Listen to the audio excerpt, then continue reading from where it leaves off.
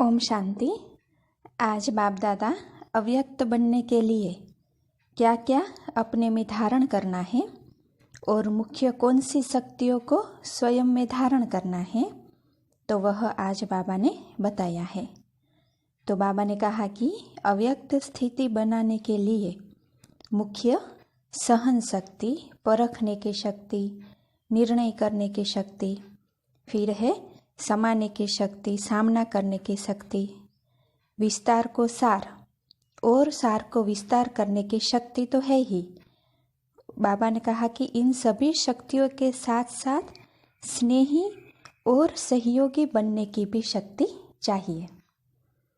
और बाबा ने कहा कि अव्यक्त स्थिति बनाने के लिए रूहानियत को भी धारण करना है और साथ साथ ईश्वरीय रुआब भी चाहिए। तो बाबा ने यह सारी धारण करने की बातें बताई और साथ साथ बाबा ने आज यह भी बताया कि एक बात छोड़नी है। तो वह कौन सी बाबा ने बताई? तो बाबा ने कहा कि जो भिन्न भिन्न रूप बदलते हैं ना, कब कैसा, तो बाबा ने कहा वह अब बदलना है, उसको भी छोड़ना है और अव्यक्त और अलौकिक रूप को धारण करना है। तो आज 27 जुलाई 70 की अव्यक्त वाणी सुनते हैं। आज की वाणी का सार है अव्यक्त बनने के लिए मुख्य शक्तियों की धारणा। आज बाप दादा किस रूप से देख रहे हैं, एक एक के मुखड़े के अंदर क्या देख रहे हैं, जान सकते हो? तो देखो बाप दादा क्या देख रहे हैं कि हर एक कहाँ तक अव्यक्त मूर्त, आकर्षण मूर्त, अलौकिक मूर्त और हर्षित मूर्त बने हैं, यह देख रहे हैं। चारों ही लक्षण इस मुखड़े से दिखाई पड़ते हैं। कौन कौन कहाँ तक बने हैं वह हर एक का मुखड़ा साक्षात्कार कराता है। जैसे दर्पण में स्थूल चेहरा देखते हैं, वैसे दर्पण में यह लक्षण भी देखते हो। देखने से अपना साक्षात्कार क्या होता है? तो बाप दादा पूछते हैं कि चारों लक्षण से विशेष कौन सा लक्षण अपने में देखते हो? अपने आप को देखने का अभ्यास हर एक को होना चाहिए। तो देखो बाबा ऐसा क्यों कहते हैं? क्योंकि देखो बाबा क्या कहते हैं कि अंतिम स्टेज ऐसी होनी है जिसमें हर एक के मुखड़े में यह सर्व लक्षण प्रसिद्ध रूप में दिखाई पड़ेंगे। अभी कोई गुप्त है, कोई प्रत्यक्ष है, कोई गुण विशेष है, कोई उनमें कम है, लेकिन संपूर्ण स्टेज में यह सभी लक्षण समान रूप में और प्रत्यक्ष रूप में दिखाई देंगे, जिससे सभी के नंबरवार प्रत्यक्षता होनी है। जितना जितना जिसमें प्रत्यक्ष रूप में गुण आते जाते हैं, उतनी उतनी प्रत्यक्षता भी होती जा रही है। आज विशेष किस कार्य के लिए आए हैं? तो बाबा कहते हैं कि पांडव सेना प्रति, पांडवों की भट्टी का आरंभ है।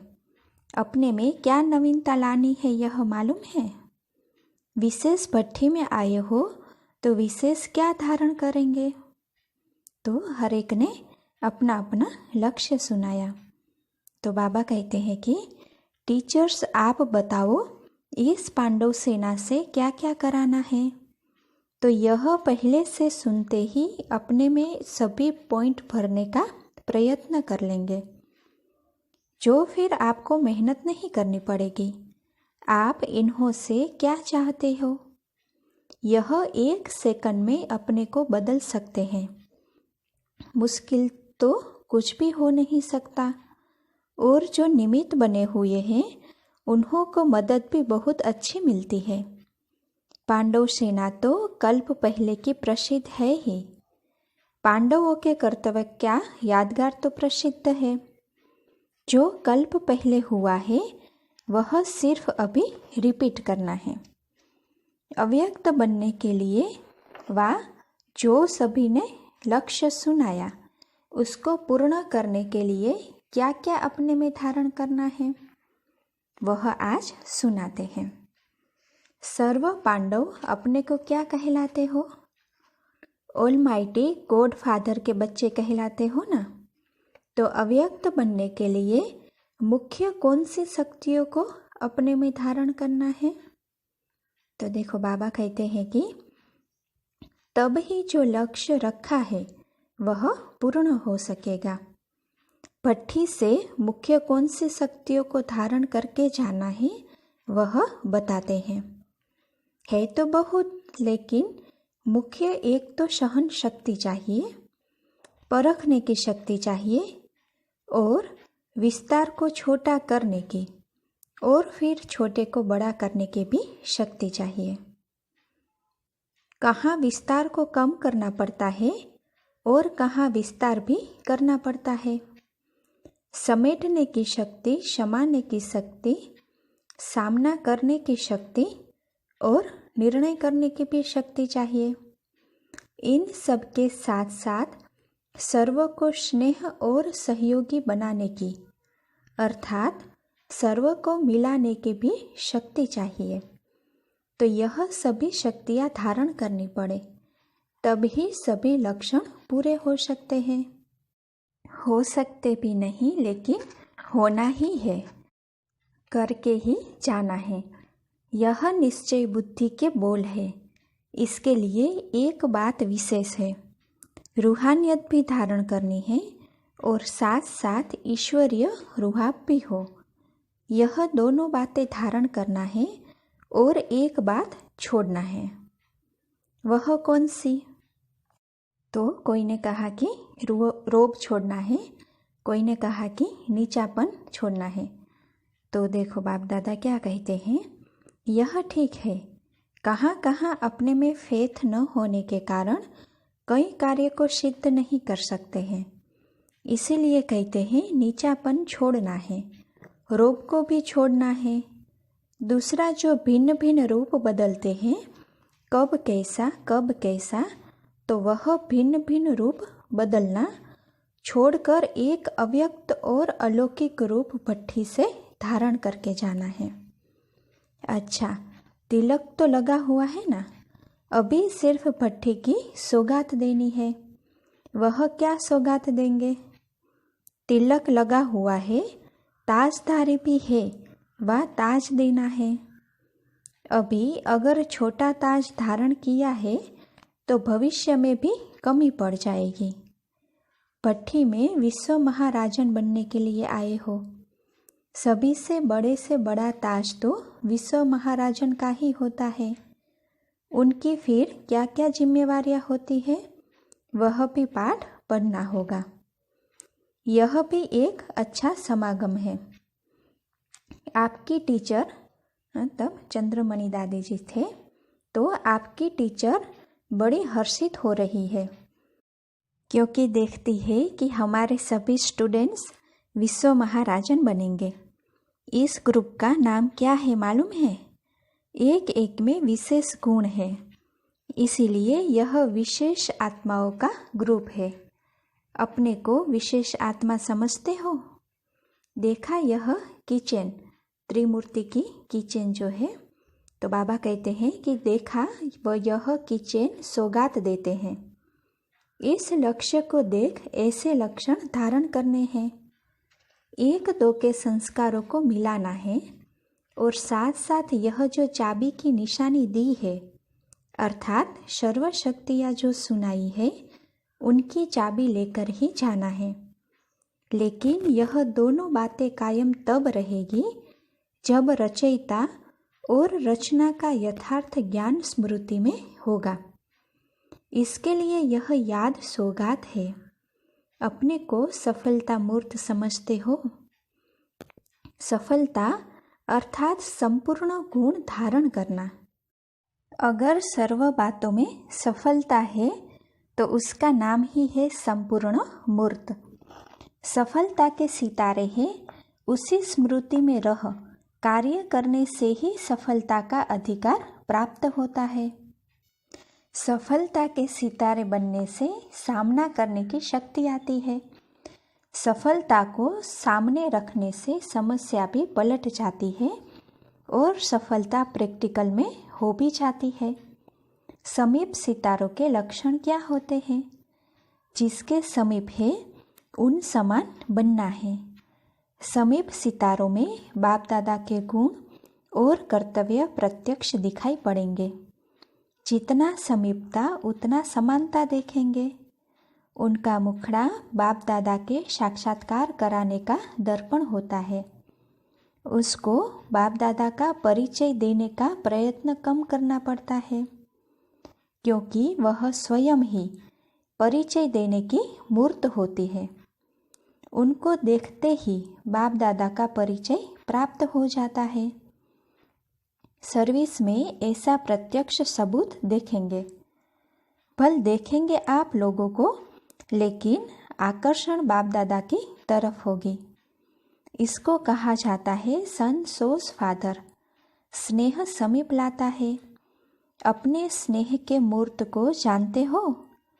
स्नेह कभी गुप्त नहीं रह सकता। स्नेही के हर कदम से जिससे स्नेह है उसकी छाप देखने में आती है। जितना हर्षित मूर्त उतना आकर्षण मूर्त बनना है। आकर्षण मूर्त सदैव बने रहे, इसके लिए आकारी रूपधारी बन साकार कर्तव्य में आना है। तो उसके लिए देखो बाबा क्या कहते हैं कि अंतर्मुखी और एकांतवासी, यह लक्षण धारण करने से जो लक्ष्य रखा है उसकी सहज प्राप्ति हो सकती है। साधन से ही सिद्धि होती है ना। सर्विस में सदैव संपूर्ण सफलता के लिए विशेष किस गुण को सामने रखना पड़ता है? साकार रूप में विशेष किस गुण के होने के कारण सफलता प्राप्त हुई? तो किसी ने जवाब दिया कि उदार चित्त। तो बाबा कहते हैं कि जितना उदार चित्त उतना सर्व के उद्धार करने का निमित्त बन सकते हो। उदार चित्त होने से सहयोग लेने के पात्र बन जाते हैं। ऐसा समझना चाहिए कि हम सर्व आत्माओं के उद्धार करने के निमित्त हैं। इसलिए हर बात में उदार चित्त, मनसा में, वाचा में और कर्मणा में भी उदार चित्त बनना है। संपर्क में भी बनना है। बनते जा रहे हैं और बनते ही जाना है। जितना जो उदार चित्त होता है उतना वह आकर्षण मूर्त भी होता है। तो इसी प्रयत्न को आगे बढ़ा के प्रत्यक्षता में लाना है। मधुबन में रहते मधुरता और बेहद की वैराग्य वृत्ति को धारण करना है। यह है मधुबन का मुख्य लक्षण। इसको ही मधुबन कहा जाता है। बाहर रहते भी अगर यह लक्ष्य है तो गोया मधुबन निवासी है। जितना यहाँ रिस्पॉन्सिबिलिटी लेते हैं उतना वहाँ प्रजा द्वारा रिस्पेक्ट मिलेगा। सहयोग लेने के लिए स्नेही बनना है। सर्व के स्नेही, सर्व के सहयोगी। जितना जितना चक्रवर्ती बनेंगे उतना सर्व के संबंध में आ सकते हैं। इस ग्रुप को विशेष चक्रवर्ती बनना चाहिए, क्योंकि सर्व के संबंध में आने से सर्व को सहयोग दे भी सकेंगे और सर्व का सहयोग ले भी सकते हैं। हर एक आत्मा की विशेषता देखते सुनते संपर्क में आते वह विशेषताएं स्वयं में आ जाती है। तो प्रैक्टिकल में सर्व का सहयोगी बनना है। इसके लिए पांडव सेना को चक्रवर्ती बनना पड़ेगा। योग की अग्नि सदैव जली रहे, इसके लिए मन, वाणी, कर्म और संबंध, यह चारों बातों की रखवाली करना पड़े। फिर यह अग्नि अविनाशी रहेगी। बार बार बुझाएंगे और जलाएंगे तो टाइम वेस्ट हो जाएगा और पद भी कम होगा। जितना स्नेह है उतनी शक्ति भी रखो। 1 सेकंड में आकारी और 1 सेकंड में साकारी बन सकते हो। तो बाबा कहते हैं कि यह भी सर्विस आवश्यक है।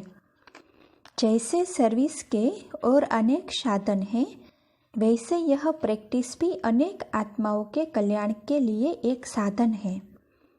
इस सर्विस से कोई भी आत्मा को आकर्षित कर सकते हो। इसमें कुछ खर्चा भी नहीं है। तो बाबा कहते हैं कि कम खर्च बाला नशीन, ऐसी योजना बनाओ।